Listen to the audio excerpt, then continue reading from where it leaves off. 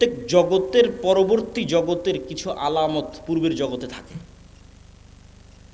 যেমন আমাদের পরের জগৎটা হচ্ছে বারজাখী জগৎ। তো বারজাখী জগতের কিছু চিহ্ন ওটা গায়েব, ওই গায়েবের জগতের কিছু চিহ্ন এই জগতে আছে। সেটা হচ্ছে ঘুম। প্রতিদিন আমরা একবার করে বারজাখী জগতে চলে যাই বা বারজাখী জগতের একটা স্বাদ নিয়ে আসি। মৃত্যুর পরবর্তী জীবনটাও এরকম, কিয়ামত হওয়ার আগ পর্যন্ত। এই জন্য ঘুমানোর সময় আমরা কি বলি যে আল্লাহুম্মা বিইসমিকা আমুতু, হে আল্লাহ আপনার নামে ঘুমাতে যাচ্ছি। জি না, এটার অনুবাদ হচ্ছে হে আল্লাহ আপনার নামে মৃত্যুবরণ করতে যাচ্ছি, মরতে যাচ্ছে। ঠিক পরের দিন সকালে যখন ঘুম থেকে উঠি তখন কিন্তু এটা বলা নাই যে আল্লাহ আপনার রহমত আপনার দয়া ঘুম থেকে উঠলাম। জি না, আহইয়ানা বাদামা আমাতানা, হে আল্লাহ মরে গেছিলাম, মরা থেকে বেঁচে উঠলাম। কি অনুবাদ দেখেছেন? দোয়ার অনুবাদ কি ভয়ঙ্কর, যে হে আল্লাহ মরে গেছিলাম, মরা থেকে সকালবেলা বেঁচে উঠলাম। তাহলে ওই যে মারা গেছিলাম রাতের বেলা, এটাই বারজাখী জগতের হালকা স্বাদ পরের জগতে। মানে আপনার মরার পরে কি হবে, ওই গায়েবের জগতের কিছু আলামত এই জগতে আপনি প্রতিদিন দেখতে পাচ্ছেন। এখন যারা ঘুম চলে গেছে এদের মধ্যে একদল মানুষের স্থায়ী মৃত্যু হয়ে যাবে ঘুমের মধ্যেই, কেন আল্লাহ সুবহানাহু ওয়া তাআলা প্রত্যেক ঘুমন্ত বান্দার রূহকে তার নিকটে টেনে নেন। প্রত্যেক ঘুমন্ত বান্দার পবিত্র কোরআনের আয়াত, যাদের যাদের বাঁচিয়ে রাখতে চান তাদের রূহগুলো আবার ফেরত দিয়ে পাঠান যখন তারা ঘুম থেকে ওঠে। তো রূহ মানে হচ্ছে দেখা, শোনা এবং চিন্তা করার শক্তি, এটা রূহ থেকে আসে। এই জন্য আমরা যখন ঘুমাই তখন আমার দেখার শক্তিও নাই, আমার শোনার শক্তিও নাই, আমার চিন্তা করার শক্তিও নাই, তাহলে এখন আমার রূহ নাই। শরীরের সাথে একটা সম্পর্ক বজায় রেখে বের হয়ে গেছে, হালকা একটা সম্পর্ক বজায় রেখে বের হয়ে গেছে। ওই সম্পর্কটা যদি আল্লাহ কাট করে দেয় এটা স্পট ডেড, আর উঠতে পারবে না পরের দিন সকালে। কিন্তু রুহের প্রকৃত কাজ হচ্ছে দেখা, শোনা, চিন্তা করা, এটা রুহের প্রকৃত কাজ। ঘুমের সময় যখন এই কাজগুলো অফ হয়ে যায় তখন রুহ বের হয়ে যায়। ঠিক এবার বারজাখী জগতে যখন আপনি চলে গেছেন তখন পরের জগতের কিছু আলামত আপনি কবরের জগতে পাবেন। মানে পরের জগৎটা তো জান্নাত এবং জাহান্নাম, কিয়ামতের পরের যে জান্নাত জাহান্নাম, তখন কবরে থাকা অবস্থাতেই জান্নাতের মৃদু আবহাওয়া আসবে। তাহলে আলামত দেখাচ্ছে যে এর পরের যে জগৎ সে জগতে তুমি জান্নাতে যাবা, সেটার কিছুটা আলামত নেও। যেমন দুনিয়াতে থাকতে তুমি ঘুমের মাধ্যমে পরের জগতের কিছু আলামত নিতা, এখন তুমি বারজাখী জগতে আছো, এখানে থাকা অবস্থায় এর পরের জগতের কিছু আলামত নেও। যদি জাহান্নামের হয়, শাস্তিযোগ্য বান্দা হয়, তাহলে জাহান্নামের গরম বাতাস আসতে থাকে তার কবরে। সরাসরি কিন্তু ওকে জাহান্নামে দেওয়া হয়নি, সরাসরি জান্নাতে দেওয়া হয়নি, কিন্তু তার পরের জগতে কি হবে তার কিছু ফিলিংস সে ওখানেই পাচ্ছে। এবং মানুষের আমলের ধরন অনুযায়ী এই রূহগুলো বিভিন্ন পর্যায়ে থাকে, আমলের ধরন অনুযায়ী। যেমন যারা শহীদ তাদের রূহগুলো পাখি হিসেবে জান্নাতে উঠতে থাকে এবং খাবারও গ্রহণ করতে থাকে, ইউরজাকুন, রিজিক দেওয়া হয়। তাহলে যারা শহীদ হয়ে গেল এদের রূহ পাখি হিসেবে জান্নাতে উঠতেছে। এদের চেয়েতেও যারা শ্রেষ্ঠ, শহীদদের চেয়েতেও যারা টপ লেভেলের রূহ, তারা আল্লাহ সুবহানাহু ওয়া তাআলার আরশের নিচে ঝুলন্ত অবস্থায় থাকে বারজাখী জগতে। এদের চাইতেও যারা টপ লেভেলের শ্রেষ্ঠ তারা হচ্ছে নবীরা। তারা দুনিয়া থেকে মৃত্যুবরণ করেছে, কিন্তু নবীদের বারজাখী জগতের জীবনযাপন আরও উন্নত পর্যায়ের, মানে কোয়ালিটি আরও বেশি। কোয়ালিটিটা কেমন? রাসূলুল্লাহ সাল্লাল্লাহু আলাইহি ওয়াসাল্লাম যখন গেলেন প্রথম আসমান, দ্বিতীয়, তৃতীয়, চতুর্থ, পঞ্চম, ষষ্ঠ, সপ্তম সব আসমানে নবীদের সাথে কথা হয়েছে। তো নবীরা তো মরে গেছে দুনিয়াতে, তাহলে ওখানে কীভাবে কথা হচ্ছে? নবীদেরকে সাথে করে না সালাত কীভাবে হচ্ছে? তথা নবীদের বারজাখী জগতের যে জীবন, সেটা বারজাখী জগতে আর যত রূহ আছে তাদের চেয়ে টপ কোয়ালিটির জীবন, যেখানে ইবাদত করাও সম্ভব, যেখানে কথা বলাও সম্ভব। মুসা আলাইহিস সালাম তো কতদিন আগে মরে গেছে, কিন্তু মুসা আলাইহিস সালামের সাথে মুহাম্মদ সাল্লাল্লাহু আলাইহি ওয়াসাল্লামের দেখা হচ্ছে মেরাজের সফরে এবং কথা বলতেছে। তাই এটা হলো বারজাখী জগতের জীবন, যেটা কিয়ামতের পূর্ব পর্যন্ত এবং মৃত্যুর পরের। তাহলে এগুলো তো গায়েব। এই গায়েবগুলোর উপর আপনার ঈমান, ইয়াকিন কোন পর্যায়ের, আপনি কোন জায়গা থেকে এগুলোর উপর ঈমান রাখেন? এগুলো কি আপনি চোখে দেখতে পাওয়ার মতো ঈমান রাখেন, না বাস শুনলাম দেখলাম শেষ? যতক্ষণ পর্যন্ত চোখে দেখতে পাওয়ার মতো ঈমান অর্জন এই জিনিসগুলোর উপর না হবে ততক্ষণ পর্যন্ত গোলামি থেকে মুক্তির রাস্তা তৈরি হবে না। এই জন্য ঈমান মজবুত করা সবচেয়ে জরুরি। আর যদিও আজকের দুনিয়ার বস্তুবাদী জগতে মনে হচ্ছে যে বস্তুবাদী জগতে কিভাবে গায়েবের উপর ঈমান রাখা যায়, কিন্তু আমি চিন্তা করে দেখলাম যে এই বস্তুবাদী জগতে গায়েবের উপর ঈমান মজবুত করার আরও বেশি রাস্তা তৈরি হয়েছে। আমার চিন্তা, আমি উল্টাভাবে চিন্তা করেছি যে মানুষ মনে করতেছে যে সে মোবাইলের আনন্দ বিনোদনের মধ্যে ডুবে যাচ্ছে, মদ জুয়া আড্ডা, পৃথিবীতে এমন কোনো গুনাহের রাস্তা নেই যেটা বর্তমানে উন্মুক্ত হয়নি, ফলত সে কীভাবে গায়েবের উপর ইয়াকিন রাখবে? গায়েবের তো কোনো আলামত কোথাও দেখাই যায় না।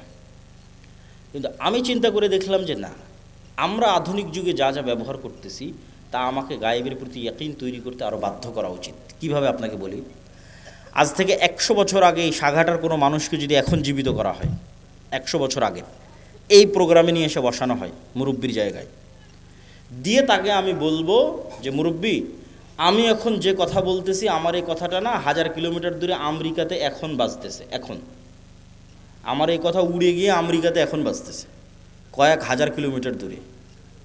তো মুরব্বি তো বিশ্বাস করতে পারবে না যে বলে এখানে বলবে এখানে বাজবে লন্ডনে সাথে সাথে, এ কেমনি সম্ভব? এ তো গায়েব। এটা কিন্তু 100 বছর আগে এটাই গায়েব, 100 বছর আগে এটাই গায়েব। অথচ আমি কথা বললে আমার এই কথা উড়ে আমেরিকা, পৃথিবী যেই দিন সৃষ্টি হয়েছে সেই দিন থেকেই যায়। বুঝেননি মনে হয় আমার কথা? এটা মানুষ জানতো না। এটা তো আলোর গতির মধ্যে, আলোর মধ্যে ডাটা ট্রান্সফার হয়, এই জ্ঞান মানুষের ছিল না। কিন্তু ট্রান্সফার তো ভাই যেই দিন থেকে আল্লাহ পৃথিবী সৃষ্টি করেছে সেই দিন থেকেই হয়। মানে আমি এখান থেকে বলবো আর এটা আলোর গতির সাথে আমার এই কথা সারা পৃথিবীতে ঘুরতেছে, বা আলো যতদূর পর্যন্ত যাচ্ছে আমার এই কথা অতদূর পর্যন্ত যেতে থাকতেছে, এটা যেই দিন থেকে পৃথিবী আল্লাহ সৃষ্টি করেছে সেই দিন থেকেই হয়। তাহলে এটা আমাদের জন্য কি ছিল? গায়েব ছিল। বলেন তো এটা আমাদের জন্য কি ছিল? গায়েব ছিল, তখন জানতাম না। তাহলে এইটা যদি সম্ভব হয় যে কথা বলবো এখানে আর আলোর গতিতে সেই কথা গিয়ে বাজবে আমেরিকায়, এবং আমেরিকায় বসে মানুষ শুনতেছে, এখন লন্ডনে বসে মানুষ শুনতেছে, আপনারা টিভি মোবাইলে ব্যবহার করতেছেন, তাহলে এটা ব্যবহার করা অবস্থায় আপনি কিভাবে বিশ্বাস করতেছেন যে এই কথা আল্লাহ শুনতেছে না? বলেন আল্লাহু আকবার। আপনি মোবাইল ব্যবহার করা অবস্থায় মানুষ আপনার কথা শুনে নিচ্ছে মানুষের তৈরি করা যন্ত্র দিয়ে, আমার এখনকার কথা মানুষ শুনে নিচ্ছে ইংল্যান্ডে বসে থেকে, আমেরিকায় বসে থেকে, আর আমি বিশ্বাস করতেছি আরে আমি যে কথা বলছি এটা তো মনে হয় আল্লাহ শুনতে পাচ্ছে না। তাহলে আপনি আধুনিক প্রযুক্তির প্রত্যেক যে জিনিস ব্যবহার করতেছেন ওই জিনিসে এবার এই স্টাইলে চিন্তা করবেন যে মানুষ যদি এই পর্যন্ত করতে পারে তাহলে আল্লাহ কোন পর্যন্ত করতে পারে। তাহলে আপনি যত চিন্তা করবেন তত গায়েবের উপর আপনার ইয়াকিন বাড়বে। যেহেতু ভয়ঙ্কর আমরা গেড়াকলে ফেসে গেছি। বর্তমান বিজ্ঞান এটাই বলতেছে যে কাফা বিনাফসিকাল ইয়াউমা আলাইকা হাসিবা, যে আজকে তোমার হিসাবের জন্য তুমি যথেষ্ট। আলজামনাহু তাইরাহু, মানুষের সাথে মানুষের পাখিকে আমি মানুষের ঘাড়ের সাথে বেঁধে দিয়েছি, শাব্দিক অনুবাদ করলাম। তো কেমনে মানুষ তার হিসাবের জন্য নিজেই সে যথেষ্ট, আলাদা করে হিসাব করা লাগবে না, এটার একটু দু একটা উদাহরণ দেই। এই যে আমরা এখানে কথা বলতেছি, এই কথা এখন আলোর সহযোগিতায় পৃথিবীর বাংলাদেশের সব জায়গায় পৌঁছে যাচ্ছে। তো এই আলোটা যতদূর যাচ্ছে এই কথা কিন্তু এই আলোর মধ্যে আছে। শুধু কথা না, আমার দৃশ্য, আমার ছবি, আমার ভিডিও এই আলোর মধ্যে আছে। আলো ডাটা ট্রান্সফার করতে পারে, যেটা দিয়ে এরা ক্যামেরার কাজ করতেছে, মোবাইলের কাজ করতেছে, সেটাই। তো এখন আমরা যদি পৃথিবীতে এমন একটা যন্ত্র আবিষ্কার করি যেটা আলোর চেয়ে বেশি জোরে দ্রুত চলে, এটা আবিষ্কার করা মানুষের পক্ষে সম্ভব নয়। কল্পনা করে যে আমরা একটা অলৌকিক কার্যকলাপের মাধ্যমে একটা মেশিন তৈরি করলাম আলোর চেয়ে জোরে চলে, দিয়ে এখন আজ থেকে 15 বছর আগে চলে গেছি, আলোর চেয়ে বেশি গতিতে 15 বছর আগে চলে গেছি। তো 15 বছর আগে সাঘাটার মাটি থেকে যে আলোটা ছুটেছে আকাশের দিকে, ওই আলোটা এখন যে জায়গায় আছে আমি ওর আগে গিয়ে বসে গেছি, ওর আগে গিয়ে পৌঁছে গেছি, আলোটাকে ধরবো। ওই আলোটাকে ধরার সময় যদি ওখানে আমি কোনো একটা মেশিন সেট করতে পারি, তাহলে 15 বছর আগে এই সাঘাটার মাটিতে বসে আমি যা করেছি তা লাইভ দেখতে পাবো। 15 বছর আগে সাঘাটার মাটিতে আমি যা বলেছি তা আমি লাইভ শুনতে পাবো। এগুলো একটাও হারিয়ে যায়নি, সব আলোর মধ্যে আছে। ওই যে বিজ্ঞান ব্যবহার করতেছে, এখন এখান থেকে উড়িয়ে নিয়ে গিয়ে আমেরিকা লন্ডনে বাজাচ্ছে, তোর তো আলোর সহযোগিতা, ওখান থেকে হারায় না। যে ধরতে চাইবে তোমাকেও ধরতে পারবে। যে তুমি রাতের অন্ধকারেও যদি কিছু করে থাকো সেটাও আলোর মধ্যে ভেসে থেকে গেছে, ওটা ধরা যাবে। লাইভ বদরের যুদ্ধ দেখা সম্ভব, শুধু আলোর গতিতে 1500 বছর আগে চলে যেতে হবে, তাহলে বদরের যুদ্ধ লাইভ দেখা যাবে ক্যামেরা দিয়ে আর মোবাইল দিয়ে। মোহাম্মদ সাল্লাল্লাহু আলাইহি ওয়াসাল্লামের হাদিস লাইভ শোনা যাবে, কিন্তু যাওয়া সম্ভব নয়, তাই যেতে পারতেছি না। কিন্তু তোমাদেরকে বুঝাচ্ছি যে আমাদের হিসাব নেওয়া কত সহজ। আমাদেরকে যদি আল্লাহ সুবহানাহু ওয়া তাআলা ধরতে চায়, তাহলে অন্তত এখনকার বিজ্ঞান অনুযায়ী গায়েবের উপর আরও ইয়াকিন তৈরি হওয়া উচিত যে আমরা তো বড় বিপদে আছি। শুধু এই একটা নয়, এই যে তারা মানুষকে জীবিত করতে চায়, জীবিত করবে, তো মানুষের ডিএনএ যদি এখনকার বিজ্ঞান 10,000 বছর আগে ধরো যে ডাইনোসর চলে গেছে, তার ডিএনএ যদি পাই, তাহলে ওর ক্লোন করে কাছাকাছি ওই মানের ওর ওই ডাইনোসরের কি ছিল না ছিল সব কিছু বের করে নিয়ে আসতে পারবে। তো মনে করো তুমি মাটির সাথে মিশে হারিয়ে গেছো, তোমার ওই যে হাড় আছে, ওইটা যদি বিজ্ঞানীরাই পায় আজ থেকে 20-50 বছর পর, ওখান থেকে যদি ডিএনএ বের করে নিয়ে আসতে পারে, হাড় বাদ দিলাম, তোমার চুলের 10 ভাগের 1 ভাগও যদি পাওয়া যায়, ওখান থেকে তোমার ডিএনএ যদি বের করা যায়, তাহলে ডিএনএ বের করলে তো যত দ্রুত এই সায়েন্স অগ্রগতি লাভ করতেছে, অদূর ভবিষ্যতে দেখবা যে তোমার ডিএনএ দিয়ে তোমার লিভার তৈরি করা যাচ্ছে, তোমার ডিএনএ দিয়ে তোমার কিডনি তৈরি করা যাচ্ছে, খালি রুহটা দিতে পারবে না। তাহলে বিজ্ঞানীরাই তোমাকে 10,000 বছর পর আবার বানাতে পারবে, খালি রুহটা দিতে পারবে না। তাহলে বিজ্ঞানীরাই যদি এই পর্যন্ত করতে পারে, তা আল্লাহ সুবহানাহু ওয়া তাআলা তোমাকে পুনরায় জীবিত করতে পারবে না? খুবই ভয়ঙ্কর। আল্লাহ সুবহানাহু ওয়া তাআলা অতি দ্রুত এবং অতি সহজে তোমাকে পুনরায় জীবিত করবে। এই জন্য মানুষের শরীরের সাথে মাটির প্রচণ্ড মিল আছে, প্রচণ্ড মিল আছে মানুষের শরীরের সাথে মাটির। আমরা যা খাবার খাই সব মাটি থেকে আসে, যা আমাদের পেটের মধ্যে ঢুকতেছে, এমন কোনো খাবার নাই যেটা তুমি মাটির সংস্পর্শ ছাড়া তৈরি করতে পারবা, আলোর সংস্পর্শ ছাড়া তৈরি করতে পারবা, পানির সংস্পর্শ ছাড়া তৈরি করতে পারবা, কিছু নাই। বলো কই আমি গরুর গোস্ত, তো গরু কি খায়? ঘাস খায়। ঘাস কোথায় হয়? মাটিতে হয়। কোনো খাবার নাই পৃথিবীতে যেটা ওখান থেকে আসতেছে না। তাহলে একটা কলা তৈরি হলো, মাটির কলার গাছ তৈরি হলো, কলার মধ্যে কি আছে? Magnesium, calcium. ওই সেম ম্যাগনেসিয়াম ক্যালসিয়াম তোমার শরীরের মধ্যে আছে। তাহলে ওই ম্যাগনেসিয়ামটা মাটির থেকে আসতেছে, তাহলে মাটির ম্যাগনেসিয়াম আর তোমার শরীরের ম্যাগনেসিয়াম সেম। আজকে আল্লাহ ওই কলা তোমার শরীরের মধ্যে দিয়ে এখানে কোষ তৈরি করতেছে, ব্লাড তৈরি করতেছে, এই কোষ এই সেম ব্লাড ওই মাটির মধ্যেই তৈরি হয়ে যাবে, কেন? সেম জিনিস ওখান থেকে এখানে আসতেছে। শুধু আল্লাহ এই শরীরের উপযুক্ত করার জন্য গাছগুলোকে তৈরি করে দিয়েছে, যাতে সরাসরি মানুষ মাটি খেতে পারবে না, ওখান থেকে ওই মাটির রস শুষেনে যে কলা হবে সেটা মানুষ খেতে পারবে, ওইটা রস শুষেনে যে আম হবে সেটা খেতে পারবে। কিন্তু ওই আমের মধ্যে যে ভিটামিন আছে ওই ভিটামিন মাটি থেকে এসেছে, ওইটা আমার সেম শরীরের মধ্যে আছে। তাহলে আমার শরীরের মধ্যে যা যা আছে তা মাটিতেও আছে। তাহলে মাটিতে সেল তৈরি করা মানে শরীরের কোষ তৈরি করা, মাটির মধ্যে কোষ তৈরি করা, মাটির মধ্যে ব্লাড তৈরি করা, এটা অনটুর ব্যাপার, সেকেন্ডের ব্যাপার। এই জন্য কবর থেকে মানুষ এভাবে তরতর তরতর করে তরতাজা গাছের মতো পরকালে কবর থেকে উঠে আসবে, মাটি থেকে উঠে আসবে। তো সম্মানিত উপস্থিতি, তাহলে আপনি গায়েবের উপর যতক্ষণ ইয়াকিন তৈরি না করবেন ততক্ষণ আপনি সঠিক সিদ্ধান্ত নিতে পারবেন না। আপনার কাছে মনে হবে এই দুনিয়াই আমার কাছে সব কিছু, অতএব আপনার সকল সিদ্ধান্ত হবে দুনিয়ামুখী। আর যখন আপনি মনে করবেন যে না এই দুনিয়া আমার কাছে কিছুই নয়, আসলে আমার প্রকৃত বসবাসের জায়গা জান্নাত, অতএব আমাকে এখানে বসে থেকে জান্নাতে ঘর বানাতে হবে, আমাকে এখানে বসে থেকে জান্নাতের বাগানে গাছ লাগাতে হবে, আমার স্থায়ী থাকার জায়গা হচ্ছে জান্নাত। এই কল্পনাটা যেই দিন যত মজবুত হবে তত গোলামি থেকে মুক্তির রাস্তা সহজ হবে। এই কল্পনাটা মজবুত হওয়া জরুরি। আল্লাহ সূরা বুরুজের মধ্যে বলছেন ওমা নাকামু মিনহুম ইল্লা ইউমিনু বিল্লাহিল আজিজিল হামিদ, যে সূরা বুরুজের ঘটনায় পুরো একটা এলাকার মানুষকে জ্বলন্ত আগুনে নিক্ষেপ করে দেওয়া হয়েছে, হয় ঈমান পরিত্যাগ করো নাহলে আগুনে ঝাঁপিয়ে পড়ে মরে যাও। তো মা তার কোলের সন্তান সহ আগুনে ঝাঁপ দিয়ে পড়ে যাচ্ছে। এটা কেমনে সম্ভব? এটা সম্ভবের একটাই রাস্তা, ওরা যে আগুনে ঝাঁপ দিচ্ছে ওই আগুনকে ওরা নিশ্চিত জান্নাত মনে করতেছে, আর বাড়িতে ফিরে গেলে যে এসি ফ্রিজ ফ্যানের বাতাস আছে ওইটাকে ওরা নিশ্চিত জাহান্নামের আগুন মনে করতেছে। শুধু মনে করা নয়, ইয়াকিনের লেভেলে ওদের বিশ্বাস। ফলত ওরা আগুনে ঢুকতেছে না জান্নাতে ঢুকতেছে, জান্নাতে ঢুকতেছে। এটা ছাড়া আপনি ঢুকতে পারবেন না। এই লেভেলের ইয়াকিন ছাড়া আপনি ঢুকতে পারবেন না। ওরা তো আগুনে ঢুকতেছে না, জান্নাতের মধ্যে ঢুকতেছে, দেখতে পাচ্ছে এটা জান্নাত। এই সেম পরীক্ষা তো দাজ্জালের পরীক্ষা এরকমই হবে। দাজ্জালের জান্নাত হবে জাহান্নাম, দাজ্জালের জাহান্নাম হবে জান্নাত। তাহলে আপনি যেদিন এই পরিমাণের কল্পনায় যেতে পারবেন যে আমার স্থায়ী শান্তিটা কোথায়, আমার স্থায়ী আরাম কোথায়, আমি যদি আজকে আমার বাপ মা থেকে আলাদা হয়ে যাই, আমি যদি আজকে আমার ছেলে মেয়ে থেকে আলাদা হয়ে যাই, আর যদি জীবনে কোনো দিন আমার বাপ মায়ের সাথে দেখা না হয়, আমার আর যদি জীবনে কোনো দিন ভাই বোনের সাথে দেখা না হয়, আমার যদি আর জীবনে কোনো দিন আমার আত্মীয় স্বজন পাড়া প্রতিবেশী ছেলে মেয়ে স্ত্রী পুত্রের সাথে দেখা না হয়, তাহলে এর চেয়ে কষ্টের পৃথিবীতে আর কিছু নাই। এটা তাহলে কোনো জীবনই হলো না।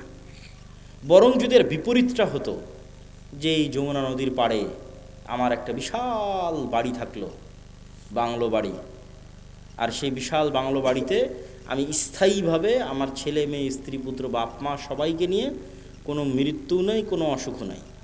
ছোটোবেলায় যেরকম যমুনা নদী থেকে একটু গোসল করতাম, ওরকম মাঝে মধ্যে গিয়ে গোসল করে আসবো, একটু মাছ ধরতাম, মাঝে মধ্যে একটু মাছ ধরে আসবো, নৌকা চালাতাম, মাঝে মধ্যে একটু নৌকা চালিয়ে আসবো, আর এই জীবনটা পার্মানেন্ট। এইটা যদি তোমার কাছে মনে হয় যে এটা জীবনের সবচেয়ে বড় সফলতা, তাহলে এটা জান্নাতে সম্ভব। সবাই যদি জান্নাতে যায়, তাহলে সবাইকে নিয়ে স্থায়ী পার্মানেন্টলি জান্নাতে এটা বাস্তবায়ন করা সম্ভব। তো এই জন্য মানুষের প্রকৃত জীবন হচ্ছে জান্নাতের জীবন। আর দুনিয়ার জীবনটা কেমন? আমি আজকে যেমন রাজশাহী থেকে অথবা ঠাকুরগাঁ দিনাজপুর থেকে এখানে এসেছি, 10টার 9:30টার দিকে পৌঁছেছি, 11:30 12টার মধ্যে বের হয়ে যাব। এইখানে যে আমি 1-1.5 ঘন্টা আছি, আর আপনারা যারা এখানে বক্তব্য শুনতে এসেছেন 1-1.5 ঘন্টা আছেন, এই 1-1.5 ঘন্টার সময় যেমন, এই পুরো 60 বছরের সময় তেমন। এটা সফরের মধ্যে একটা যাত্রা বিরতি। সফরটা শুরু হয়েছে যেই দিন আল্লাহ রূহ তৈরি করেছিল, এই সফরটা শেষ হবে জান্নাতে এবং জাহান্নামে যাওয়ার মধ্যে। তাহলে লম্বা সময়ের মধ্যে এই 60 বছর অতি ছোট। ঠিক এই পুরো 60 বছরের মধ্যে এখনকার 1-1.5 ঘন্টা যত ছোট। এবং মানুষ যখন পরকালে উঠবে, তখন মানুষের কাছে এটাই মনে হবে যে আমরা দুনিয়াতে মনে হয় 1-1.5 ঘন্টা ছিলাম। এটা কোরআনের আয়াতের অনুবাদ, যে মানুষেরা বলবে যে আমরা দুনিয়াতে মনে হয় একদিন বেঁচেছিলাম, হাফ দিন বেঁচেছিলাম, অথচ বেঁচেছে 60-70 বছর। তো সম্মানিত উপস্থিতি, 1 নম্বর পয়েন্ট ঈমান বিল গায়বি ইয়াকিন। পরের পয়েন্টগুলো একটু ছোট ছোট করে নিই, সময় অনেক অল্প। ঈমান বিল গায়বি ইয়াকিন হওয়ার পরের পর্ব হচ্ছে ইসলাম এবং মুসলমানদের বিজয়ের জন্য আল্লাহর সাহায্য জরুরি। আল্লাহর সাহায্য ছাড়া নবীরাও জয়লাভ করতে পারেনি। আমাদের নবী মুহাম্মদ সাল্লাল্লাহু আলাইহি সাল্লামও নয়। আল্লাহর সাহায্য নিশ্চিত যদি না হয়, আর আপনি যদি পারমাণবিক বমেরও মালিক হয়ে যান, জয়লাভ করতে পারবেন না। আর আল্লাহর সাহায্য যদি নিশ্চিত হয়, আপনি যদি সবচেয়ে দুর্বল থাকেন, জয়লাভ করতে পারবেন। তো শর্ত আল্লাহর সাহায্য।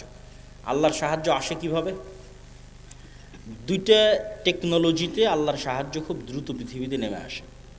টেকনোলজি বললাম বুঝার সুবিধার্থে, ইয়াং জেনারেশনের বুঝার সুবিধার্থে। মূলত 2টা ইবাদতে আল্লাহর সাহায্য পৃথিবীতে নেমে আসে। একটা রাতের সালাত আর একটা সকাল সন্ধ্যার জিকির। রাতের সালাত এবং সকাল সন্ধ্যার জিকির, ঠিক যেমন এই মোবাইলটা লক হয়ে আছে, এই মোবাইল ওপেন হবে যদি এখানে পাসওয়ার্ড দিই, ফিঙ্গারপ্রিন্ট দিই, অথবা ফেস ভেরিফিকেশান অন করি।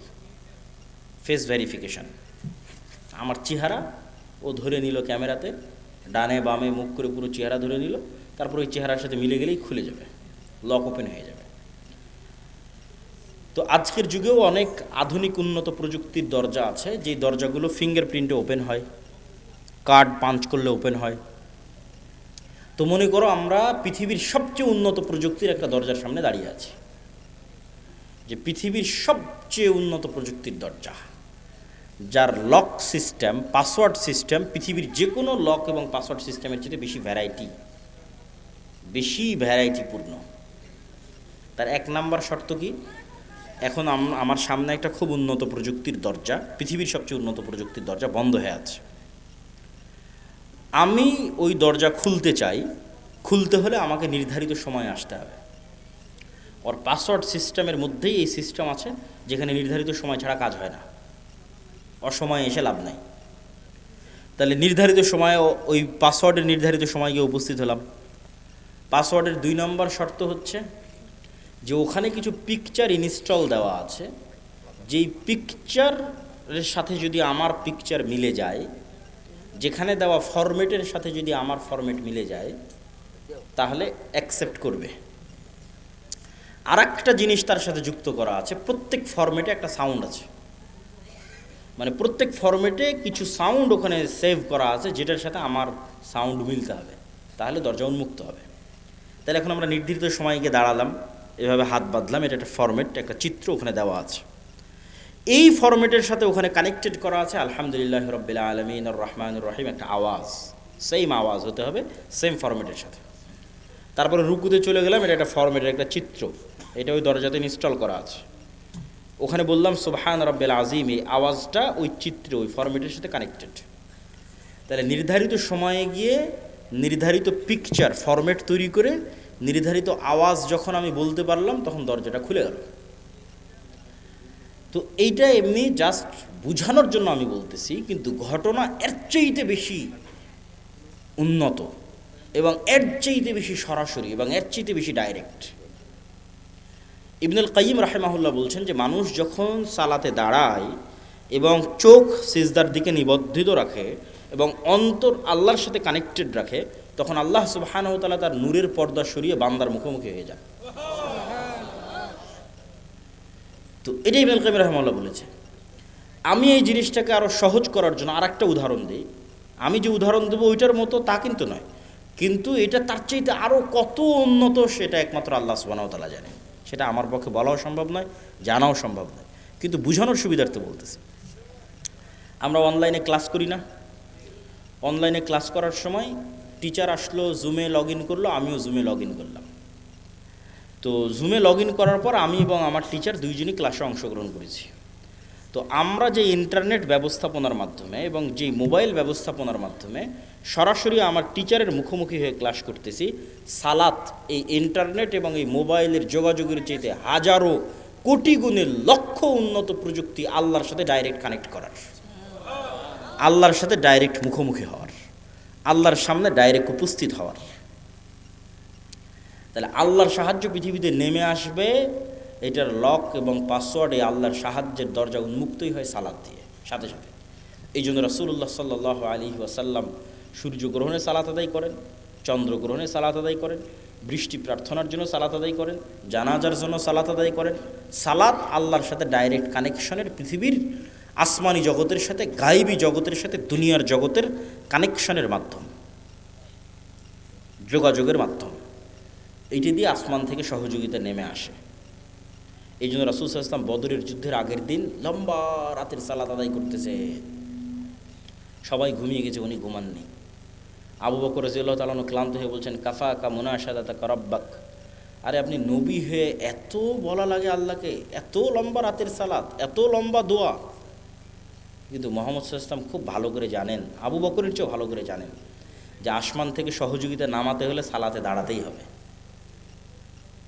আসমান থেকে সহযোগিতা নিয়ে আসতে হলে রাতে উঠতেই হবে, নির্ধারিত টাইমে, নির্ধারিত ফরম্যাটে, নির্ধারিত আওয়াজে, নির্ধারিত সিস্টেমে অন্তরকে আল্লাহ সুবহানাহু ওয়া তাআলার সাথে কানেক্টেড রেখে সালাতে দাঁড়াতে হবে। তাহলে আল্লাহ সুবহানাহু ওয়া তাআলার সাহায্য নেমে আসবে, এর বাইরে কোনো রাস্তা নেই। আর একটা ইবাদত যেটা দিয়ে আল্লাহ সুবহানাহু ওয়া তাআলার সাহায্য পৃথিবীতে নামে, এটা বলে বক্তব্যের শেষের দিকে চলে যাব, সেটা হচ্ছে জিকির, সকাল সন্ধ্যার জিকির অথবা এমনিতেও জিকির। জিকিরকে সহজ করে বোঝানোর জন্য আমি বলি, ইয়াং জেনারেশনের বোঝানোর জন্য, সহজ করে বোঝানোর জন্য বলি যে এটা হচ্ছে সাউন্ড টেকনোলজি, শব্দ বা আওয়াজ ভিত্তিক একটা প্রযুক্তি। আমাদের আধুনিক সভ্যতা দাঁড়িয়ে আছে, এই যে ক্যামেরা এবং মোবাইলের সভ্যতা দাঁড়িয়ে আছে আলোর ওপর, ওয়েভ তরঙ্গর উপর, যেটা প্রথমে তোমাদের বোঝালাম যে পুরো ইন্টারনেটের এই সভ্যতাটা দাঁড়িয়ে আছে, মোবাইলের এই সভ্যতা দাঁড়িয়ে আছে আলোর তরঙ্গের মধ্যে দিয়ে ডাটা ট্রান্সফার হয়, লিখলে ওখানে থাকে, ভিডিও দিলে ওখানে দেখা যায়, অডিও ভিডিও সবই ওই আলোর মধ্যে আছে, বাতাসের হাওয়ার মধ্যে আছে। ওটাকে ইউজ করে কাজে লাগানো, এটাই হলো আধুনিক সভ্যতার মূল ভিত্তি। তো আর একটা এর চাইতে হাজার এবং লক্ষ কোটি গুণ পাওয়ারফুল একটা প্রযুক্তি, যেটার ধারে কাছে পৃথিবীর কোনো বিজ্ঞান নাই, সেটা হচ্ছে সাউন্ড টেকনোলজি। বিজ্ঞানের পক্ষে যাওয়া সম্ভব নয়। এই প্রযুক্তির কিছু জ্ঞান আল্লাহ সুলাইমান আলাইহিস সালামকে দিয়েছিলেন। ওয়ামা উতিতু মিনাল ইলমি ইল্লা কালিলা। আল্লাহ অনেক অল্প জ্ঞান মানুষকে দিয়েছে। এই অল্প জ্ঞানের মধ্যেও এই টপ লেভেলের এই জ্ঞানটা সুলাইমান আলাইহিস সালামকে দেওয়া ছিল কিছু। এই জন্য সুলাইমান আলাইহিস সালাম পিঁপড়া কী বলতেছে বুঝতেন, মানে পিঁপড়ার আওয়াজ সুলাইমান আলাইহিস সালাম বুঝতেন।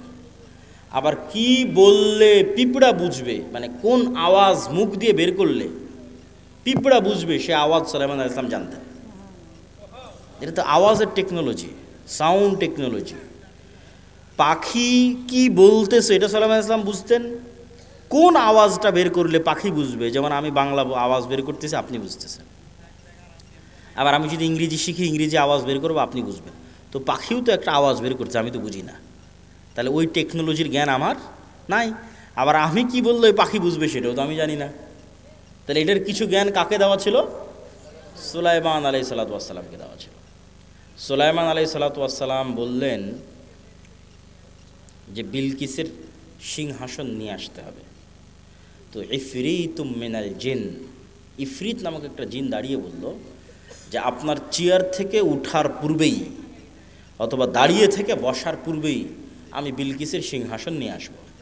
সুলাইমান আলাইহিস সালাম রাজি হলেন না এটাতে। তখন এমন একজন ব্যক্তি যাকে আল্লাহ জ্ঞান দিয়েছিল, এভাবে বলা আছে কোরআনে, এটা কোরআনের আয়াত।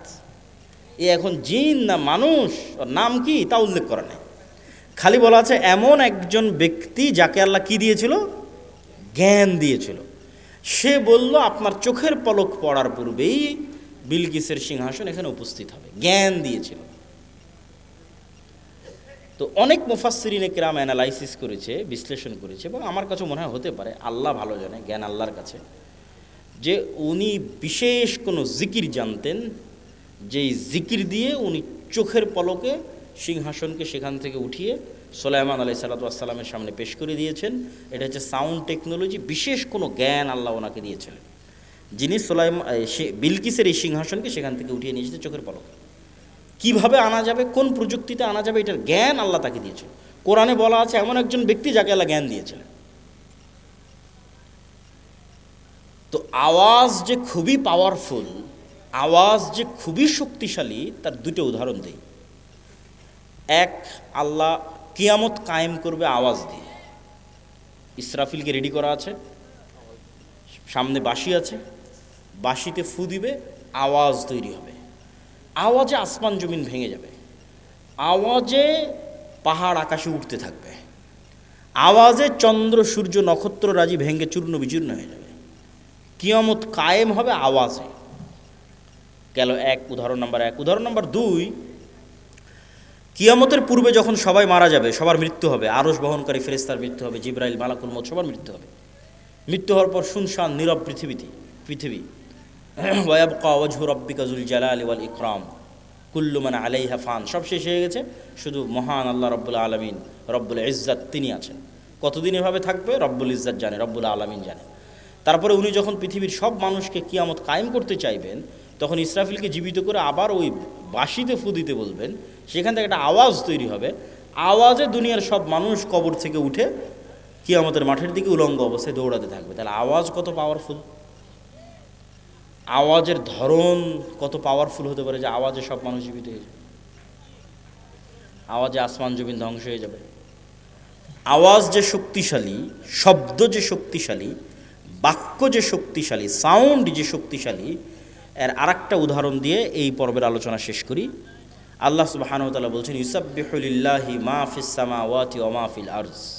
এটা গায়েবের নিউজ, গায়েবে এটা চলতেছে, আমরা জানি না, আল্লাহ নিজে সংবাদ দিচ্ছে। সেটা কি? আসমান জমিন এবং তার মধ্যে যা কিছু আছে, এই টিস্যু হোক, আর এই পিরিচের প্লেট হোক, আর এই পোস্টার হোক, আর এই গায়ের জামা হোক, আর প্যান্ডেল হোক, আর এই মাইক হোক, আর মোবাইল হোক, এরা 24 ঘন্টা আল্লাহর তাসবিহ পাঠ করতেছে। আল্লাহু আকবার। আসমান এবং জমিনের মধ্যে যা কিছু আছে, কীট পতঙ্গ, পঙ্গপাল, জীব জন্তু, জানোয়ার, সব আল্লাহর তাসবিহ পাঠ করতেছে 24 ঘন্টা। তাহলে 24 ঘন্টা আল্লাহ তাসবিহ পাঠ করতেছে, মানে আওয়াজ বের হচ্ছে। নিশ্চিত থাকেন এগুলো থেকে আওয়াজ বের হচ্ছে, এগুলো থেকে আওয়াজ বের হচ্ছে। এবং এরা শুধু আওয়াজ বের করে না, এরা আওয়াজ বুঝে এবং শোনে। রাসূল সাল্লাল্লাহু আলাইহি ওয়াসাল্লাম বলতেছে, এই কে হইচই করে, কি সমস্যা? এত গুরুত্বপূর্ণ আলোচনা হচ্ছে, তার মধ্যে সমস্যা করলে হয়? এই পিরিচ আওয়াজ শুধু বের করতেছে না, আওয়াজ শোনে। রাসূল সাল্লাল্লাহু আলাইহি ওয়াসাল্লাম বলতেছে, মুয়াজ্জিন যখন আজান দেয়, যতদূর পর্যন্ত তার আওয়াজ যায়, প্রত্যেকটা জীব জন্তু, জড়বস্তু, জড় পদার্থ, কীট পতঙ্গ, পঙ্গপাল, ধূলিকণা, বালিকণা সব ওই আওয়াজ বুঝে কিয়ামতের মাঠে সাক্ষী দিবে। আল্লাহু আকবার। তাহলে আওয়াজের উপরেই সব দাঁড়িয়ে আছে। এরা 24 ঘন্টা তাসবিহও পাঠ করতেছে, আবার আপনি তাসবিহ পড়লে এরা বুঝতেও পারতেছে। আপনি সুবহানাল্লাহ বলবেন, এ বোঝে সুবহানাল্লাহ। আলহামদুলিল্লাহ বলবেন, এ বোঝে আলহামদুলিল্লাহ। আল্লাহু আকবার বলবেন, এ বোঝে আল্লাহু আকবার। এই জন্য জিকির খুবই পাওয়ারফুল। আর এই জন্য আল্লাহ সুবহানাহু ওয়া তাআলা উম্মতে মুহাম্মাদিকে যেই নিয়ামতটা দিয়েছেন, এটা পৃথিবীর সবচেয়ে শক্তিশালী। মুসা আলাইহি সালাতু ওয়াসসালামের লাঠি এবং ঈসা আলাইহিস সালাতু ওয়াসসালাম যে জীবিতকে মৃত করতেন আর অন্ধকে চক্ষুষ্মান করতেন, টাক মাথায় হাত দিলে চুল গজিয়ে যেত, এগুলো সবগুলোর চেয়ে পাওয়ারফুল হচ্ছে এই কোরআন। কেন মুসা আলাইহিস সালামের লাঠির চেয়ে তো পাওয়ারফুল? কেন এই কোরআন সরাসরি আল্লাহর নিজের আওয়াজ। বলেন আল্লাহু আকবার। আল্লাহর নিজের সাউন্ড, আল্লাহর নিজের শব্দ, আল্লাহর নিজের বাক্য। পৃথিবীতে থাকা একমাত্র কিছু যা ডাইরেক্টলি কানেক্টেড রব্বুল আলামিনের জাতের সাথে, একমাত্র। আর বাকি পৃথিবীর সব আল্লাহর সৃষ্টি। শুধু কোরআন সরাসরি আল্লাহর আওয়াজ, আল্লাহর সাউন্ড, যা আল্লাহর থেকে জিবরাইল আলাইহিস সালাম শুনেছে, জিবরাইল আলাইহিস সালাম থেকে মুহাম্মদ সাল্লাল্লাহু আলাইহি ওয়াসাল্লাম শুনেছে, তার কাছ থেকে আমরা শুনেছি। তাহলে উম্মতে মুহাম্মাদের উপর সবচেয়ে বড় নেয়ামত হচ্ছে কোরআন। আর এই জন্য সবচেয়ে বড় জিকির হচ্ছে কোরআন। সর্বশ্রেষ্ঠ জিকির হচ্ছে কোরআন তেলাওয়াত।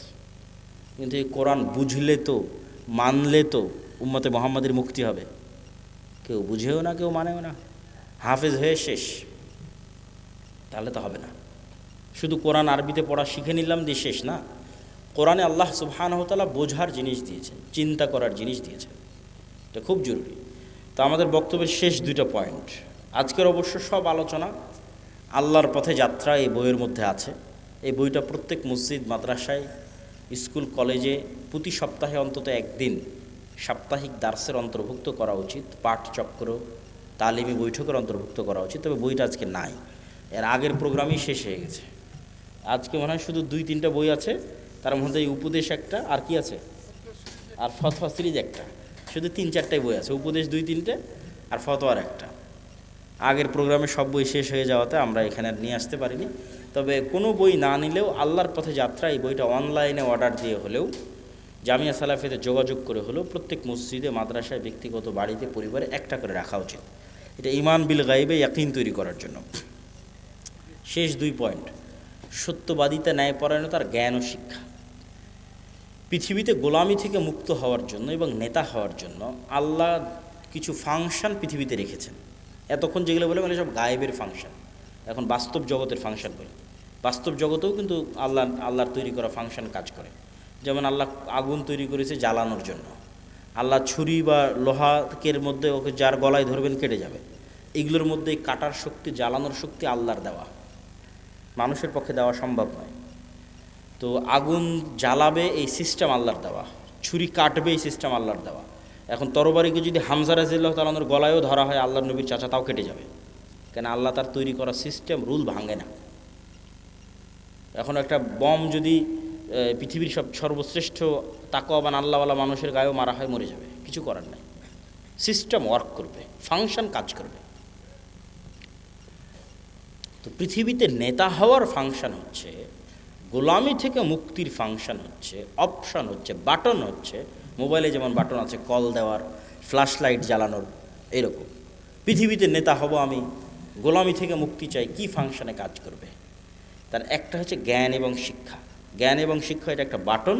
এই বাটনে চাপ দিলে নেতা তৈরি হয় অটোমেটিক হবেই। আর জ্ঞান শিক্ষার উল্টাটা কি? জ্ঞান শিক্ষার উল্টা হচ্ছে যেটা সাঘাটার যুবকেরা করতেছে। Free fire, PUBG, TikTok, Facebook, YouTube, reels, বিড়ি, সিগারেট, গাঞ্জা, সময় নষ্ট, আইপিএল, বিপিএল, অনলাইন জুয়া, এগুলো হচ্ছে প্রত্যেকটা জ্ঞানের উল্টা কাজ। ওই ফাংশন, ওই বাটন যে চাপ দিবে ও গোলাম হবে। এখন পৃথিবীতে যদি আমেরিকা এবং ইউরোপের এবং ইসরায়েলের ইহুদিরা জ্ঞান অর্জন করে আর সাঘাটার যুবকেরা যদি এগুলো করে, তো আল্লাহ সুবহানাহু ওয়া তাআলা কখনোই তার রুলস ব্রেক করে, তার সিস্টেম ব্রেক করে এসে বলবে না, এই ইহুদিরা খ্রিস্টানেরা তোরা থাম, তোরা তো অনেক জ্ঞান অর্জন করতেছিস, তোদেরকে নেতা হতে দেওয়া যাবে না। আমার সাঘাটার কিছু মুসলমান জুয়াখোর মদখোর আছে, ওদেরকে নেতা বানাবো। হবে নাকি? হ্যাঁ, হবে না। তাহলে সাঘাটার যারা জুয়াখোর মদখোর আছে এরা গোলাম হবে। এই ফাংশনের উপরেই পৃথিবী দাঁড় করানো আছে। আর ও যদি ইহুদিও হয়েও জ্ঞান অর্জন করে, ও কি হবে? জোরে বলেন না, কি হবে? আরও জোরে বলেন, কি হবে? নেতা হবে। তাহলে গোলামির জিঞ্জির আমাদের হাতে এবং পায়ে আমরাই বাঁধতেছি। জ্ঞান বিমুখ হওয়ার মাধ্যমে আমাদের হাতে এবং পায়ে গোলামির জিঞ্জির আমরাই বাঁধতেছি। গোলামির জিঞ্জির খুলতে হবে নিজেকে, জ্ঞান অর্জন করতে হবে। জ্ঞান এবং শিক্ষা ছাড়া গোলামি থেকে মুক্তির কোনো রাস্তা নাই। 2 নাম্বার আর একটা বাটন হচ্ছে ন্যায়পরায়ণতা এবং সত্যবাদিতা। আর এর উল্টা বাটনটা হচ্ছে 2 নাম্বারই রাস্তা, ধোঁকাবাজির রাস্তা, দুর্নীতির রাস্তা, মিথ্যার রাস্তা। তাহলে এই 2 নাম্বার মিথ্যা, দুর্নীতি, ধোঁকাবাজি, এটা হচ্ছে গোলামির রাস্তা। সত্যবাদিতার ন্যায়পরায়ণতা হচ্ছে নেতা হওয়ার রাস্তা। তাহলে তোমাদের 300 আসনের যে এমপিরা আছে, এরা সবাই গণতান্ত্রিক সিস্টেমের মধ্যে লবি, লিয়াজু, ধোঁকা, টাকা পয়সা, লেনদেন, এই গোলামির রাস্তার মধ্যে দিয়ে তারা নেতা হচ্ছে। তাহলে এই গোলামির কালচারের মধ্যে দিয়ে যারা এমপি হচ্ছে, এরা নেতা না গোলাম? এত আস্তে বললে হবে? নেতা না গোলাম? গোলাম। নেতা নয়। আপনি মনে করছেন নেতা, কিন্তু নেতা নয়। কেন নেতা নয় সেটাও বলে দিই। যে এই 2 নম্বরই রাস্তার কালচারের মধ্যে দিয়ে এমপি হচ্ছে, মিনিস্টার হচ্ছে, প্রাইম মিনিস্টার হচ্ছে, ওকে কালকে ভারত আর আমেরিকা টাকা দিয়ে কিনে নিতে পারবে। ওকে বলবে যে বাংলাদেশে যা দুর্নীতি করার লাগে করো, সব টাকা পাচার করে আমার দেশে পাঠাও, জনগণ যখন ধরে মার দিবে আমার দেশে চলে আসে। তাহলে ও নেতা না গোলাম? গোলাম। তাহলে ততক্ষণ নেতা হওয়া যায় না যতক্ষণ শতভাগ সত্যবাদী, ন্যায়পরায়ণ না হওয়া যায়। আর কোন রাস্তা নাই পৃথিবীতে নেতা হওয়ার। ওসি, ডিসি, এসপি, মন্ত্রী, মিনিস্টার, এসিল্যান্ড, সাব রেজিস্ট্রার, মাদ্রাসার শিক্ষক, প্রধান শিক্ষক, আলেম, ওলামা, হুজুর, ইসলামী দল, সংগঠন, সবার মধ্যে বাহ্যিক ইসলাম আছে। বেশিরভাগের মধ্যে 50% হয়তো সালাত আদায় করে, 60-70% হয়তো ওমরা করে। কিন্তু এই চেয়ারটাতে যখন বসতেছে, তখন চেয়ারের আমানত আর রক্ষা করে না। তখন 2 নম্বরই রাস্তা অবলম্বন করে, ঘুষ, সুদ, দুর্নীতি, টাকা পয়সা সবগুলোর মধ্যে ঢুকে পড়ে। তাহলে সে আসলে বুঝেইনি ইসলাম কি, সে আসলে মোনাফিক। সে কি? মোনাফিক। রাসূল সাল্লাল্লাহু আলাইহি ওয়াসাল্লামের হাদিস যে সে মোনাফিক। এখন আপনারা সাগাটার মানুষ কেমনে পরীক্ষা করবেন যে আপনি নেতা হওয়ার যোগ্য না যোগ্য না? জ্ঞান আর শিক্ষার পরীক্ষা তো এমনি করতে পারবেন, জ্ঞান অর্জন শিক্ষার সাথে আছেন কিনা। ন্যায়পরায়ণতা, সত্যবাদিতার পরীক্ষা কেমনি করবেন? আপনারা যদি আপনাদের পিতার সম্পত্তিতে নিজ নিজ বোনকে ন্যায়ের সাথে, ইনসাফের সাথে তার যে সম্পত্তি পাওয়ার হক সেটা দিয়ে থাকেন, তাহলে আপনার মধ্যে নেতা হওয়ার গুণ বিরাজমান আছে। আর যদি না দিয়ে থাকেন, যমুনার চরেরটা বোনকে, আর যেটা বেশি দামি রাস্তার পাশে উঁচু সেটা নিজে, ভিটা বাড়ি নিজের, আর যেটাতে আবাদি হয় না, ডুবে থাকে 6 মাস, সেটা বোনের, অথবা দেনইনি বোনকে, তাহলে আপনার মধ্যে গোলামির স্বভাব বিরাজমান আছে। আপনিও গোলাম, আপনার পরবর্তী 14 পুরুষ পর্যন্ত গোলাম থাকবে। এবং আপনাকে যদি আমি আজকে বাংলাদেশের প্রধানমন্ত্রী বানিয়ে দিই, আপনি গত 16 বছরের চেয়ে বেশি দুর্নীতি করবেন। তাহলে এই যতক্ষণ পর্যন্ত নিজ নিজ জায়গা থেকে সবাই সত্যবাদী এবং ন্যায়পরায়ণ না হয়ে, যতক্ষণ তো বুঝেইনি ইসলাম কি, ও তো নিজেকেই ধোকা দিচ্ছে। মনে করছে আরে আমি হজ করলাম, ওমরা করলাম, সালাত আদায় করলাম, মসজিদ মাদ্রাসায় দান করলাম, বিশেষ অতিথি, প্রধান অতিথি হয়ে বসে আছি, আর কি? সব মুনাফিক। ইজা তুমি না খানা, মুনাফিকের আলামত হচ্ছে দায়িত্বের আমানতের সাথে খেয়ানত করে। এদের অন্তরে ঈমান ঢোকে নেই, এদের বাহ্যিক ইবাদত কবুল হবে না, এদের বাহ্যিক ইবাদত কাজে দিবে না। লা ঈমান আল ঈমান লা আমানাত লাহু, যে অন্তরে ঈমান ঢুকে গেছে ওই অন্তরে আমানতের খেয়ানত ঢুকতে পারে না। যে অন্তরে আল্লাহর ঈমান ঢুকে গেছে ওই অন্তরে 2 নম্বরই রাস্তা ঢুকতে পারে না। সম্মানিত উপস্থিতি, আল্লাহ সুবহানাহু ওয়া তাআলা আমাদের এই 5টা পয়েন্টের উপর, ঈমান বিল গায়বে ইয়াকিন, তারপরে হচ্ছে আল্লাহর সাহায্য ছাড়া বিজয় হয় না, আল্লাহর সাহায্য দুনিয়াতে আনার জন্য রাতের সালাত, সকাল সন্ধ্যের জিকির, 5 ওয়াক্ত সালাত তো লাগবেই, না হলে আল্লাহ গণার মধ্যেই ধরবে না, কাউন্টের মধ্যেই ধরবে না। তার পাশাপাশি সর্বোচ্চ পর্যায়ের জ্ঞান এবং সর্বোচ্চ পর্যায়ের শতভাগ ন্যায়পরায়ণতা এবং আমানতদারিতা। এরকম যদি 500টা মানুষও তৈরি হয়, শুধু বাংলাদেশে না, পৃথিবীতেই ইসলাম বিজয়ী হয়ে যাবে, শুধু বাংলাদেশে না, ইনশাআল্লাহ। এই বলে সংক্ষিপ্ত বক্তব্য এখানেই শেষ করছি। সুবহানাকা আল্লাহুম্মা ওয়া বিহামদিকা আশহাদু আল্লা ইলাহা ইল্লা। আচ্ছা, কিছু প্রশ্ন আছে, একবার এভাবে হইচই করে ভাঙি থাকলে সেই মসজিদে নামাজ হবে কি, দাবিটা কি রকম? কেউ যদি বলে এই মসজিদের মালিক আমি নিজেই একাই, এটা বলা যাবে না। মসজিদ আল্লাহর রাস্তায় ওয়াকফ করে পরিচালনার দায়িত্ব নেওয়া যেতে পারে। কোরআন ও সহিহ হাদিস এবং ইত্যাদি সনদ অনুসারে দল নাকি রাজনৈতিক মতামত জানতে চাই। একটা দল সম্পর্কে প্রশ্ন, আমি এগুলো দলের নাম ধরে কোনো প্রশ্নের উত্তর দেওয়া পছন্দ করি না। যমজ বাচ্চার জন্য আলাদা আলাদা খাসি জবাই না করে একটা গরু জবাই করলে কি আকিকা হবে? হবে না। আমি বিবাহ করার সময় 1 টাকাও নেব না, মোহরানার টাকা আমার সামর্থ্য অনুযায়ী করতে পারবো কি? কিন্তু মেয়ের পরিবার তাদের ইচ্ছাই করে, এমতো অবস্থায় আমার করণীয় কি? মেয়ের পরিবারকে বুঝিয়ে একটা মাঝামাঝি রাস্তা অবলম্বন করবা, একবারে বেশিও না একবারে কমও না। জুমার সালাতের পর মাহফিলের পরে বিবাহ পড়ানোর পরে যেসব হুজুর মোনাজাত করে ওইসব হুজুরের কি হবে? আবার কি হুজুর জানে এসব বেদাত? ও কেন তাও কেন মোনাজাত করে? এই মোনাজাতের ফতোয়া দিতে দিতে আমার আব্বার জীবন পার হয়ে গেছে, আমি আর কত ফতোয়া দেব?